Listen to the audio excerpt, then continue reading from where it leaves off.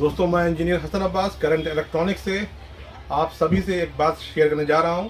अगर अच्छी लगेगी तो लाइक करिएगा और उसमें कुछ कमी दिखेगी तो कमेंट ज़रूर करिएगा और बहुत अच्छी लगेगी तो शेयर भी करिएगा। दोस्तों, आपके द्वारा बनाई गई चीज़ की इंसान दूसरी कंपनी, दूसरे इंसान कॉपी कर सकते हैं। उस चीज़ को दोबारा दूसरा हूबहू बना सकते हैं।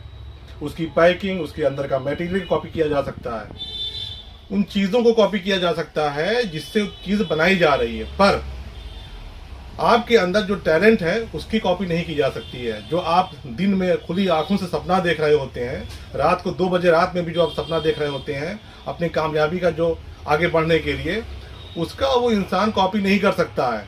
क्योंकि जो डमी चीज़ होती है, डमी को कॉपी करते करते करते इंसान प्रोडक्ट की केवल कॉपी कर पाता है, उसके बुलंद इरादों की कॉपी कोई नहीं कर पाता है।